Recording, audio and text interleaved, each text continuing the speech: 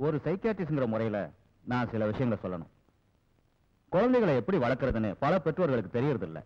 அப்படின்னா குழந்தைகளோட நண்பர்கள், வேலைக்காரங்க, டிரைவர்ஸ், கெஸ்ட், ஏன் நம்ம ஃப்ரெண்ட்ஸ் அண்ட் ரிலேட்டிவ்ஸ், அதே மாதிரி குழந்தைகளோட பழகுற எல்லாரையும் நம்ம கவனிக்கணும். உதாரணமா எனக்கு வந்த ஒரு கேஸை பத்தி சொல்றேன். வசதி படைச்ச ஒரு பெரிய மனுஷன், மனைவியை இழந்தவர். அவருக்கு 2 பெண் குழந்தைங்க. குழந்தைங்க மேல உள்ள பாசத்தால அவர் வேற கல்யாணமே பண்ணிக்கல. இளம கோளாறுனால தன் சுயநலத்துக்கு அடிமையானவர் சில பெண்களோட உடல் உறவு கொள்றத மூத்த குழந்தை பார்க்க வேண்டியதாயிடுச்சு. தன் தாயார போல சாயல் உள்ள தங்கச்சி அப்போ அதிகமா நேசிக்கிறாரோங்கிற சந்தேகமும் அவளுக்கு பிரச்சனையாயிடுச்சு. அதனால சந்தர்ப்பமும் சூழ்நிலையும் உடலில் சில ஹார்மோன்ஸும் எல்லாம் சேர்ந்து 20 வயசுக்கு முன்னாலேயே அந்த குழந்தைய நிம்ஃபோமேனியாக், அதாவது அதிக காமவெறிங்கிற மனநோய்க்கு அடிமையாக்கிடுச்சு. அவளுக்கு அவளோட விருப்பம் தான் முக்கியம் ஆயிடுச்சு. அப்புறம் சொல்றேன். எல்லாருக்கும் நல்லவரா இருந்த அவர் மிஸ்டர் கேபிஆர் மூர்த்தி.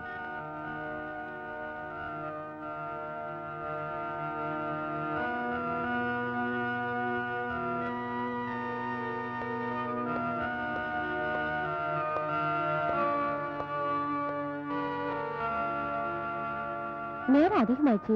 ரதியை இன்னும் காணுமே. முதலாளி அங்க வருத்தப்பட்டு இருக்காரு. முதலாளி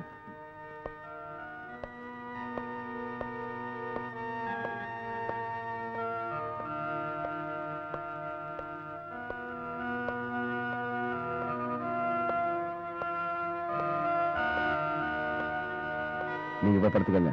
ரதி பொண்ணு வந்துருட்டுமே. அதை நான் பாத்துக்கிறேன், நீங்க போங்க.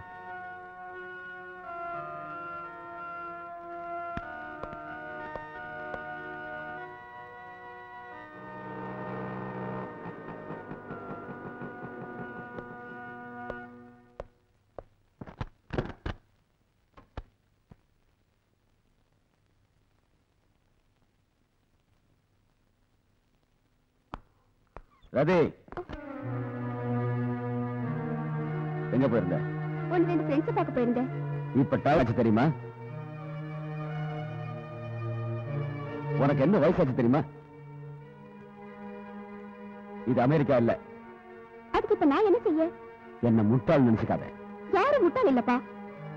எழுத்து பேசுறது உனக்கு ஒண்ணு புதுசு இல்லையே. எனக்கு நீ மட்டும்தான் மகன் நினைச்சுக்காத. தங்கச்சியை பார்த்து நீ கத்துக்க. நான் எப்பவுமே உங்களோட கண்ணுக்கு கெட்டவளாதான் தெரியுவேன்.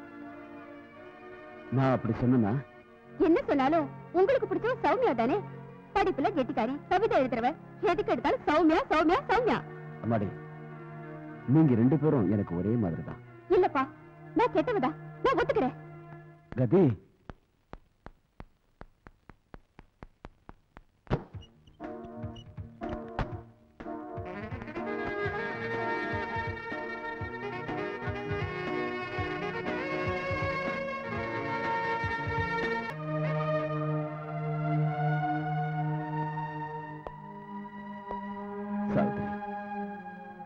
நம்ம பெரிய பொண்ணு என்ன ரொம்ப நோக்கடிக்கிறா.